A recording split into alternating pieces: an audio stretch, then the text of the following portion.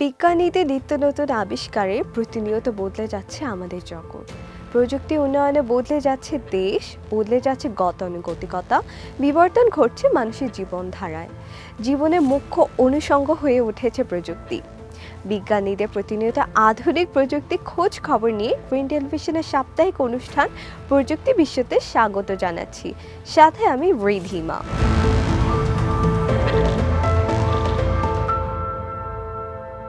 বিজ্ঞানের বড় বড় আবিষ্কার কি সবসময় ল্যাবে বসে অনেক ভেবে চিন্তে হয়?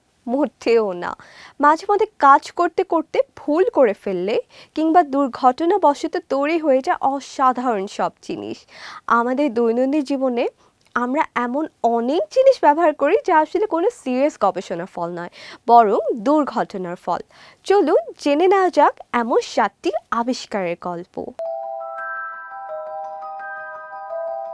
দৈনন্দিন জীবনে বহুল ব্যবহৃত প্রযুক্তির মধ্যে অন্যতম হচ্ছে মাইক্রোওয়েভ ওভেন। কিন্তু শুনলে অবাক হবেন, এই প্রযুক্তির আবিষ্কার হয়েছিল একটি চকলেটের কারণে। 1945 সালের কথা। মার্কিন প্রকৌশলী পার্সি স্পেন্সার রাডার নিয়ে কাজ করছিলেন। হঠাৎ তিনি খেয়াল করলেন তার পকেটে রাখা চকলেট বারটি গলে কাদার মতো হয়ে গেছে। স্পেন্সার ভয় না পেয়ে বরং কৌতূহলী হলেন। কিছুক্ষণ পরেই তিনি বুঝতে পারলেন রাডারে থাকা ম্যাগনেট্রন টিউব থেকে বের হওয়া তরঙ্গই এই কাণ্ড ঘটিয়েছে। এরপর তিনি সেখানে পপকর্ন এবং ডিম দিয়ে পরীক্ষা করলেন। ব্যাস, এই ঘটনায় জন্ম হলো আজকের মাইক্রোওয়েভ ওভেনের।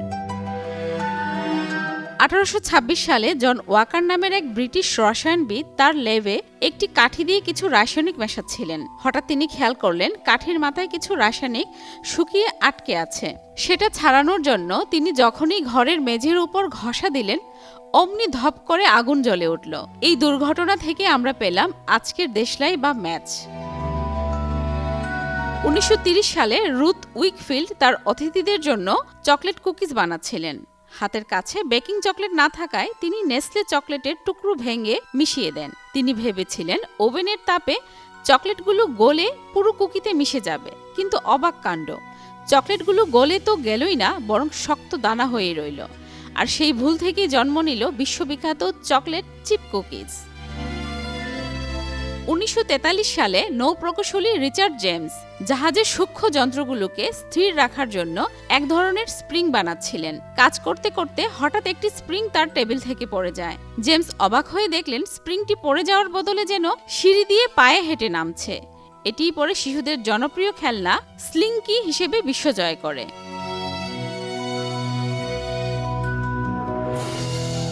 চীনের চেয়েও মিষ্টি এই পদার্থটি আবিষ্কৃত হয়েছিল 1879 সালে। কনস্ট্যান্টিন ফাহলবার্গ তার ল্যাবে আলকাত্রা দিয়ে কাজ করছিলেন। কাজ শেষে হাত না ধুয়েই তিনি পাউরুটি খেতে বসে যান। হঠাৎ লক্ষ্য করলেন পাউরুটিটি অদ্ভুত মিষ্টি লাগছে। তিনি বুঝতে পারলেন এটি তার হাতে লেগে থাকা রাসায়নিকের কারসাজি। এভাবেই জন্ম নিল ডায়েট সচেতনদের প্রিয় স্যাকারিন। 1957 সালে আলফ্রেড ফিল্ডিং এবং মার্ক চেবারনেস চেষ্টা করেছিলেন একটি আধুনিক 3D ওয়ালপেপার বানাতে, কিন্তু প্লাস্টিকের পর্দার মাঝখানে বুদবুদ আটকে থাকা সেই ওয়ালপেপারটি কেউ পছন্দ করল না। পরে তারা এটিকে গ্রিনহাউসের আবরণ হিসেবে ব্যবহার করেও ব্যর্থ হন। অবশেষে 1960 সালে IBM কম্পিউটারের সুরক্ষার জন্য এটি প্যাকিং ম্যাটেরিয়াল হিসেবে জনপ্রিয়তা পায়। আজ আমরা যা ফাটিয়ে আনন্দ পাই তা আসলে ছিল এক ব্যর্থ ওয়েলপেপার। দ্বিতীয় বিশ্বযুদ্ধের সময় যুক্তরাষ্ট্র প্রাকৃতিক রাবারের বিকল্প খুঁজছিল। জেমস রাইট সিলিকন তেলের সঙ্গে বোরিক অ্যাসিড মিশিয়ে এক ধরনের চটচটে বস্তু পেলেন, যা বলের মতো লাফাতে পারত। রাবার হিসেবে এটি ব্যর্থ হলেও খেলনা হিসেবে শিশুদের কাছে দারুণ জনপ্রিয় হয়ে ওঠে। এমনকি অ্যাপোলো 8-এর নভোচারীরাও এটি মহাকাশে ব্যবহার করেছিলেন। চাঁদে গড়ে তোলা যেতে পারে সবর্ধনশীল শহর, এবং এটা 10 বছরেরও কম সময়ে সম্ভব, এমন পরিকল্পনার কথাই জানিয়েছেন এলন মাস্ক। এক্স, টেসলা আর স্পেস এক্সের প্রধান নির্বাহী ও বিশ্বের সবচেয়ে ধনী এই ব্যক্তি তার সাম্প্রতিক এক এক্স পোস্টে লিখেছেন, মঙ্গল গ্রহে শহর নির্মাণের পরিকল্পনা থেকে সরে এসে চাঁদের শহর গড়ার দিকে মনোযোগ দিয়েছে স্পেস এক্স। কিন্তু মাস্ক নিজের সিদ্ধান্ত থেকে সরে এলেন কেন? আর চাঁদের বুকে এই সবর্ধনশীল শহর সম্পর্কেই বা কি জানা যাচ্ছে?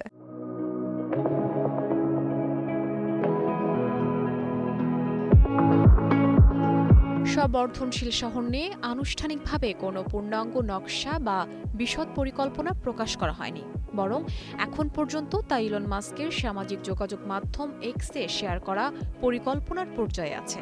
চাঁদের সম্পদ ব্যবহার করে ধীরে ধীরে স্থায়ী মানব বসতি স্থাপন ও তা সম্প্রসারণের কথা বলছেন মাস্ক, আর তা সম্ভব হবে চাঁদে আরও ঘন ঘন উৎক্ষেপণের মাধ্যমে। পোস্টে মাস্ক লিখেছেন, এটি 10 বছরেরও কম সময়ে বাস্তবায়ন করা সম্ভব, যেখানে মঙ্গল গ্রহে একই কাজ করতে 20 বছরেরও বেশি সময় লাগবে। মাস্ক ব্যাখ্যা করেছেন, প্রতি 26 মাসে গ্রহগুলোর অবস্থান অনুকূলে এলেই কেবল মঙ্গল গ্রহে যাত্রা সম্ভব। স্পেসএক্স এর মিশন এখনও মাস্কের বহুদিনের লালিত উচ্চাভিলাষী স্বপ্ন মঙ্গল গ্রহে শহর নির্মাণ করা। তবে সভ্যতার ভবিষ্যৎ সুরক্ষিত করাই সর্বোচ্চ অগ্রাধিকার, আর সেক্ষেত্রে চাঁদ দ্রুততর বিকল্প, এক্সে লিখেছেন মাস্ক। মাস্কের মন্তব্যের পর তার ভক্ত অনুসারীরা দ্রুতই চাঁদের সম্ভাব্য শহরটির নকশা এঁকে শেয়ার করতে শুরু করেন। সেজন্য কেউ কেউ মাস্কের এআই বা কৃত্রিম বুদ্ধিমত্তা টুল গ্রোকো ব্যবহার করেন।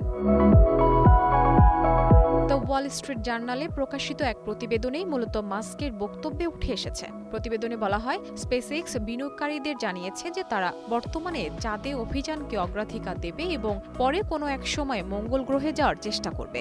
2027 সালের মার্চে মানুষ ছাড়া তাদের চাঁদে অবতরণের পরিকল্পনার কথা উল্লেখ করা হয় প্রতিবেদনে।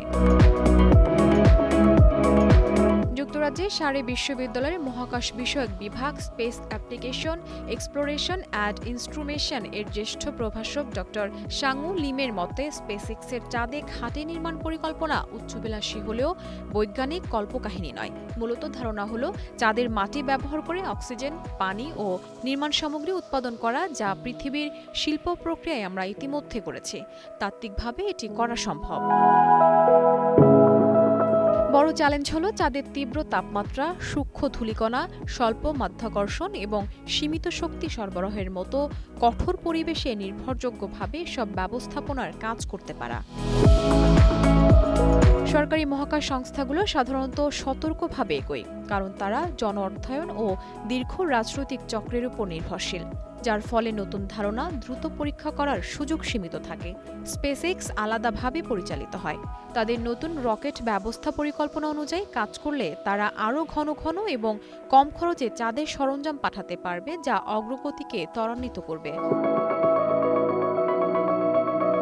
দ্রুত পুনঃসরবরাহ ও জরুরি ভিত্তিতে সাড়া দেওয়ার সক্ষমতার সুযোগ থাকায় প্রাথমিক মানব বসতির ক্ষেত্রে চাঁদে অভিযান মঙ্গলের তুলনায় বেশি সুবিধাজনক। পৃথিবী থেকে চাঁদে যেতে সাধারণত 2 থেকে 3 দিন সময় লাগে, ফলে যদি কোনো ভুল হয় আর সেখানে আবাসন ব্যবস্থা থাকে, তবে সহজেই আরেকটি মিশন পাঠানো সম্ভব। পৃথিবী থেকে পুষ্টি না এনে খাবার উৎপাদন করা আর সবকিছু পুনর্ব্যবহারের আটসাট ব্যবস্থা তৈরি করা অনেক জটিল। সম্ভবত এতে কয়েক দশক লেগে যাবে। তাই এই চিন্তা বাস্তবসম্মত হলেও তা ধাপে ধাপে বাস্তবায়িত হবে, একসঙ্গে নয়। আগামী 10 বছরের মধ্যে চাঁদের ছোট ঘাঁটি করে নিজস্ব অক্সিজেনের কিছু অংশ উৎপাদন এবং সম্ভবত পানি আহরণ শুরু করতে পারা বাস্তবসম্মত। এটি হবে বড় অগ্রগতি। টেকসই চন্দ্র আবাসন নির্মাণ থেকে অর্জিত অভিজ্ঞতা ভবিষ্যতে মঙ্গলে ঘাঁটি স্থাপনের সময় প্রয়োগ করা যেতে পারে। একবার চাঁদে ঘাঁটি প্রতিষ্ঠিত হলে মঙ্গলে পৌঁছানো অনেক সহজ হয়ে যাবে, কারণ চাঁদকে তখন সোপান বা মধ্যবর্তী জায়গা হিসেবে ব্যবহার করা যেতে পারে। মাস্কের মন্তব্য এমন এক সময় এসেছে যখন চলতি দশকের মধ্যে মানুষকে আবার চাঁদে পাঠানো নিয়ে চীনের ক্রমবর্ধমান প্রতিযোগিতার মুখে রয়েছে যুক্তরাষ্ট্র। 1972 সালে নাসার অ্যাপোলো 17 মিশনের পর থেকে চাঁদের বুকে আর কেউ পা রাখেনি। সম্প্রতি একটি চুক্তির মাধ্যমে কৃত্রিম বুদ্ধিমত্তা কোম্পানি XAI-কে স্পেসএক্সের অধিগ্রহণের কথা ঘোষণা করেছেন ইলন মাস্ক। চুক্তি অনুযায়ী রকেট ও স্যাটেলাইট কোম্পানিটির মূল্য ধরা হয়েছে $1 ট্রিলিয়ন, আর SI প্রতিষ্ঠানের মূল্য $250 বিলিয়ন। স্পেসএক্সের সবচেয়ে বড় শেয়ার হোল্ডার মাস্ক সম্ভবত শেয়ার বাজারে তালিকাভুক্তির আগে তার ব্যবসাগুলোকে পুনর্গঠিত করেছেন। তিনি স্পেসএক্সকে শেয়ার বাজারে আনার কথা ভাবছেন। এই পদক্ষেপের মাধ্যমে প্রায় $50 বিলিয়ন তোলা যেতে পারে, যা ইতিহাসের সম্ভাব্য বৃহত্তম শেয়ার বাজারে প্রাথমিক শেয়ার ছাড় হতে পারে। গত মাসে মাস্ক মহাকাশে 10 লাখ ডেটা সেন্টার স্থাপনের পরিকল্পনা ঘোষণা করেন। এআই এর ব্যবহার বাড়ার কারণে পৃথিবীর বিদ্যমান ডেটা সেন্টারগুলোর চাহিদাও বাড়ছে। 1990 সাল, বইয়ের দোকানে তখন মাইকেল ক্রাইটনের লেখা এক সায়েন্স ফিকশন নিয়ে তোলপাড়। বইয়ের নাম জুরাসিক পার্ক। সেই গল্পে বিজ্ঞানীরা এক ডাইনোসর রক্ত থেকে ডিএনএ নিয়ে আবার ডাইনোসরদের ফিরিয়ে এনেছিলেন। ক্রাইটন তার গল্পে বিজ্ঞানের খুঁটিনাটি এমনভাবে সাজিয়েছিলেন, মনে হতো এটা একদিন সত্যি সম্ভব হবে।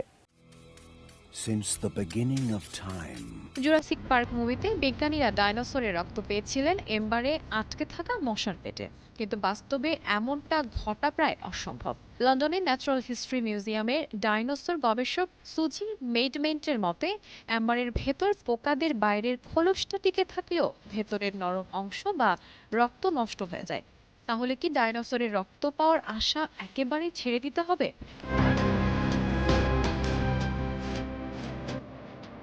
বিজ্ঞানীদের ধারণা ছিল হাড়গোড় ছাড়া ডাইনোসরের আর কিছুই কোটি কোটি বছর ধরে টিকে থাকতে পারে না। চামড়া, মাংস বা রক্তনালীর মতো নরম অংশগুলো বড়জোর 40 লাখ বছর টিকতে পারে।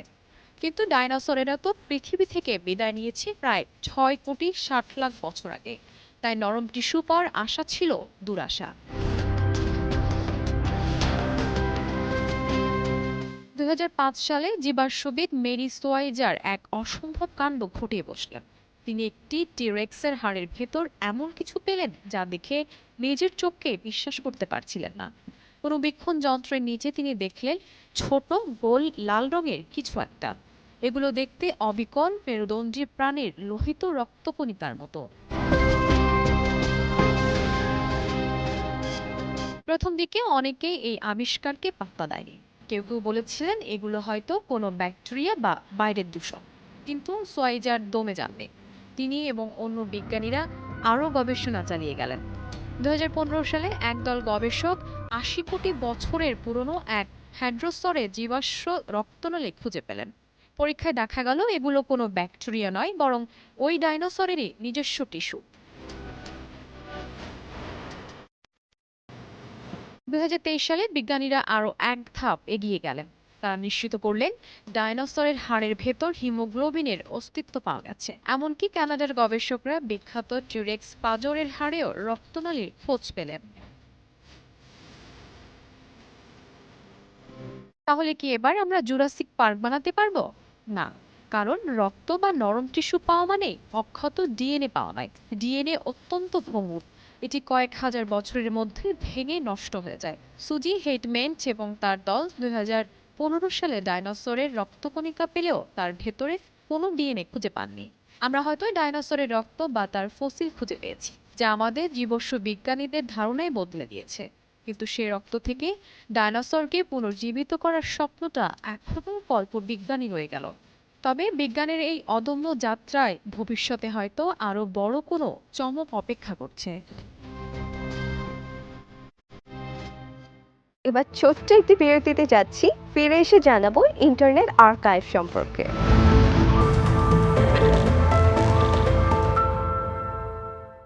বিরতির পর আবারও ফিরে এলাম প্রযুক্তি বিশ্বতে। দর্শক, আমাদের জীবনের বড় একটা অংশ এখন বাস করছে ফোনের ভেতরে। মানুষের মধ্যে সম্পর্ক বলতে আগে যেটি ছিল মুখোমুখি আলাপ, চিঠি বা অন্তত দীর্ঘ কথোপকথন, এখন তা গুটিয়ে গিয়ে আটকে আছে ছোট ছোট নোটিফিকেশন আর স্ক্রলিংয়ের ভেতরে। আবেগ অনুভূতির লেনদেন, আলাপ সালাপ তেমন একটা আর নেই বললেই চলে। সব কিছুই এখন কন্টেন্ট মাত্র, এবং আমাদের অদ্ভুত সম্পর্কগুলো যেন তাই।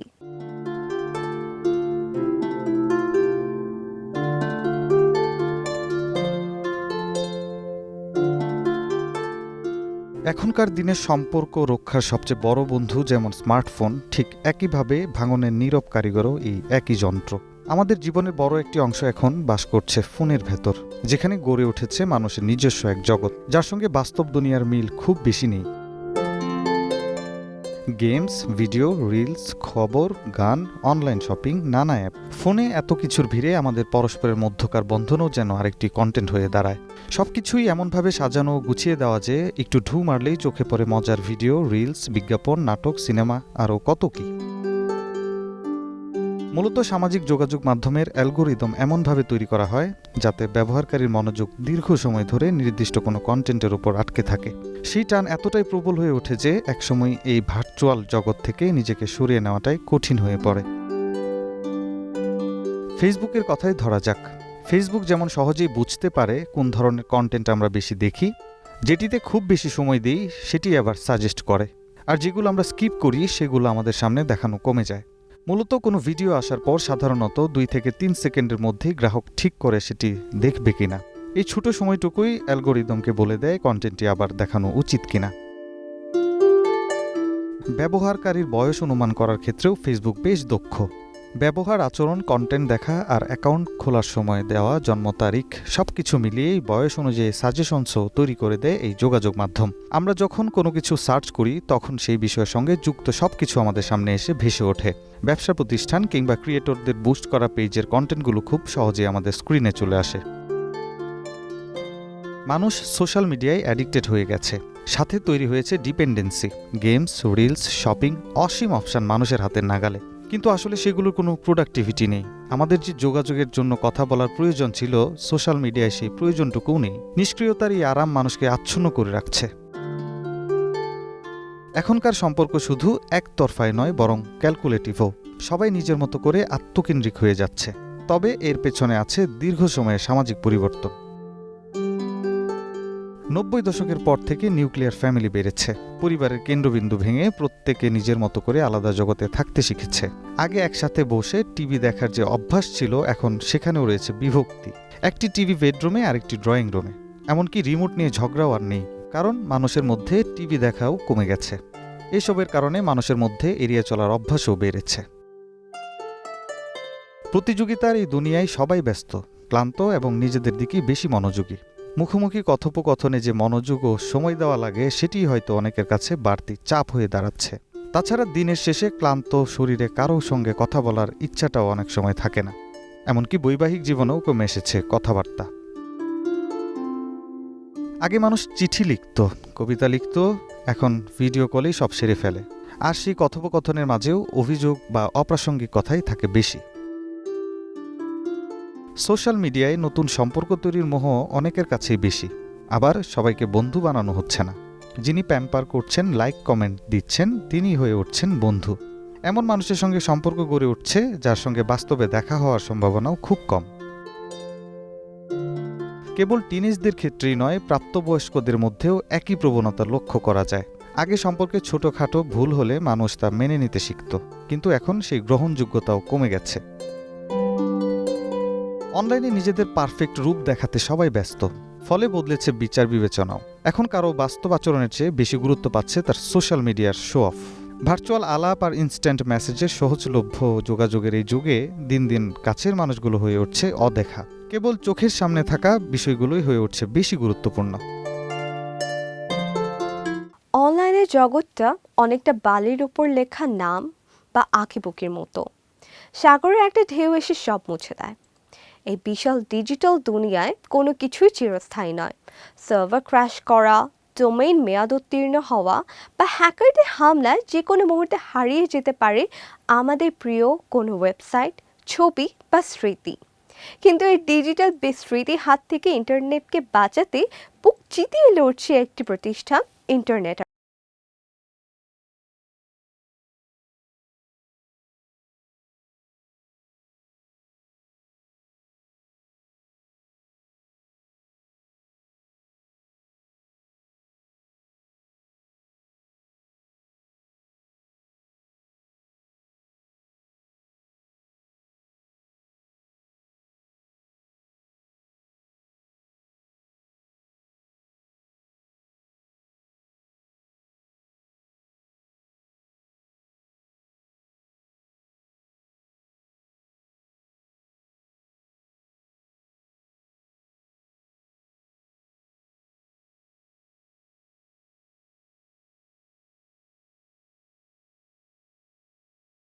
আর্কাইভের বিখ্যাত সেবার নাম ওয়েব্যাক মেশিন।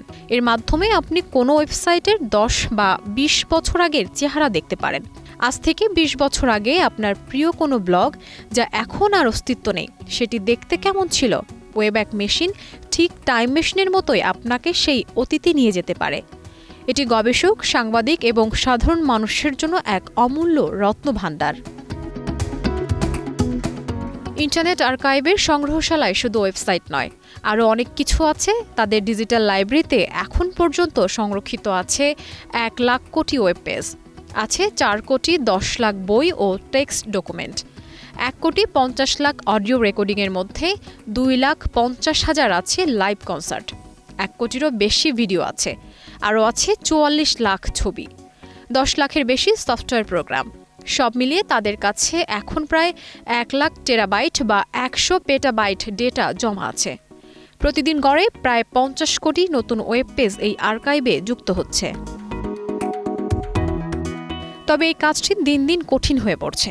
কৃত্রিম বুদ্ধিমত্তার উত্থানের ফলে বড় বড় প্রযুক্তি কোম্পানিগুলো তাদের এআই মডেলকে শেখানোর জন্য ইন্টারনেটের সব তথ্য খুঁজছে।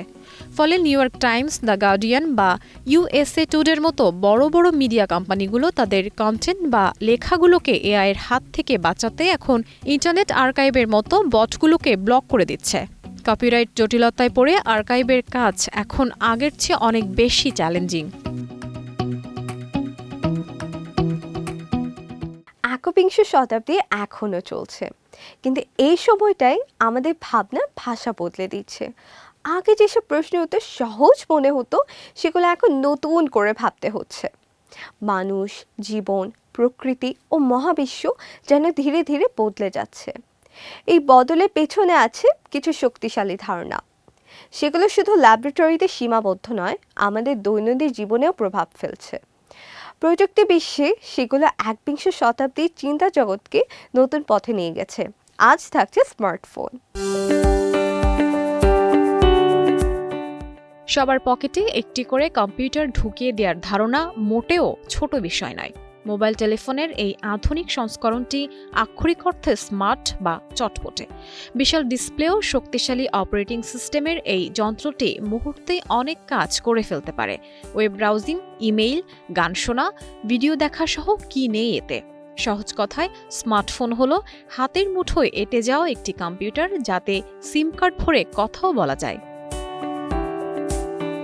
মাঝে মধ্যে এমন একটি বিপ্লবী জিনিস আসে যা সব কিছু বদলে দেয়। 2007 সালে অ্যাপলের একটি উদ্বোধনী অনুষ্ঠানে কথাটি বলেছিলেন স্টিভ জবস। প্রযুক্তি নির্বাহীরা সাধারণত তাদের পণ্য নিয়ে বাড়িয়ে বলতে পছন্দ করেন, কিন্তু স্টিভ জবসের এই কথাটি একটুও অতিরঞ্জিত ছিল না। আইফোনের হাত ধরে অ্যাপ শব্দটি আমাদের সবার আপন হয়ে ওঠে। শুরুতে স্মার্টফোনে স্ক্রিনের সঙ্গে বাটন কিবোর্ড থাকত, সাধারণত কোয়াড্রি বিন্যাসে। এখন আর বাটন কিবোর্ড দেখা যায় না, পুরো বিষয়টি চলে গেছে টাচ স্ক্রিনে। নির্দিষ্ট অ্যাপ খুললেই প্রয়োজন মতো কিবোর্ড হাজির হয়। সঙ্গে যুক্ত হয়েছে উচ্চমানের ক্যামেরা, ওয়াইফাই হটস্পট এবং 4G বা 5Gর মতো দ্রুতগতির ইন্টারনেট। অপারেটিং সিস্টেম হিসেবে অ্যাপেলেরও iOS ছাড়াও গুগলের অ্যান্ড্রয়েড OS বিশ্বজুড়ে রাজত্ব করছে। সব পরিণতি অবশ্য প্রত্যাশিত ছিল না। এখন চাইলেই আমরা যে কোনো মুহূর্তে ফোনের মধ্যে হারিয়ে যেতে পারি। এতে আমরা ধীরে ধীরে আরও একা হয়ে যাচ্ছি। নিরাপত্তা ও আসক্তিসহ নানান উদ্বেগের কারণে অনেক দেশে স্কুলে ফোন নিষিদ্ধ করেছে। 2025 সালে অস্ট্রেলিয়া তো 16 বছরের কম বয়সীদের জন্য সামাজিক যোগাযোগ মাধ্যম সম্পূর্ণ নিষিদ্ধই করে দিল।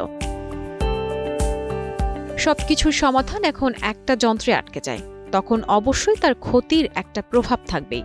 স্মার্টফোন এমন এক ডিভাইস যা ব্যবহারকারীর গোপনীয়তা ধ্বংস করে দিচ্ছে, লজ্জা কমিয়ে দিচ্ছে। স্মার্টফোন এখন শুধু ফোন নয়, এটি আমাদের আলাদা জগৎ হয়ে গেছে। এই বহনযোগ্য ডিজিটাল জগৎ মুহূর্তে আমাদের বন্ধু ও পরিবারের ডিজিটাল ভুবনে নিয়ে যেতে পারে। ফলে আমরা আমাদের জীবন কাটাই শারীরিক ও ডিজিটাল বাস্তবতার মধ্যে বারবার খোলস বদলাতে। তবুও সারা বিশ্বে স্মার্টফোনের ব্যাপক প্রভাব উপেক্ষা করা যায় না। মোবাইল অপারেটরদের বাণিজ্য সংগঠন GSM এর তথ্য অনুযায়ী এখন বিশ্বজুড়ে প্রতি 10 জনের মধ্যে 7 জনেরই একটি স্মার্টফোন আছে। এই যন্ত্রটি এতই সার্বজনীন হয়েছে যে নিম্ন আয়ের অনেক দেশ ডেস্কটপ কম্পিউটারের সব কাজ স্মার্টফোনে করে ফেলছে। স্মার্টফোন ভিত্তিক ফিনটেক প্ল্যাটফর্ম এখন 170টিরও বেশি দেশে 7 কোটির বেশি ব্যবহারকারীর পেমেন্ট পরিচালনা করছে। ফলে ঐতিহ্যবাহী কেন্দ্রীয় ব্যাংকিং ব্যবস্থার প্রয়োজন কমেছে। কৃষকদের ফসল পর্যবেক্ষণ থেকে শুরু করে হাসপাতালের চিকিৎসকদের ব্যয়বহুল যন্ত্রপাতির বিকল্প হিসেবেও স্মার্টফোন ব্যবহৃত হয়। স্মার্টফোন এখন কেবল নিজের গণ্ডিতেই আটকে নেই। এর ইশারায় ড্রোন ওড়ে নিয়ন্ত্রণ করা যায় ঘরের এসি কিংবা ফ্যান। কুইন টেলিভিশনের সাপ্তাহিক অনুষ্ঠান প্রযুক্তি বিশ্বতে আজ এই পর্যন্তই। আগামী সপ্তাহে ফিরে আসবে প্রযুক্তি আরও নতুন নতুন উদ্ভাবনের খবর নিয়ে। আর সে পর্যন্ত কুইন টিভি নিউজ ও অন্যান্য আয়োজন দেখতে চোখ রাখুন আমাদের ওয়েবসাইট, ইউটিউব ও ফেসবুকে।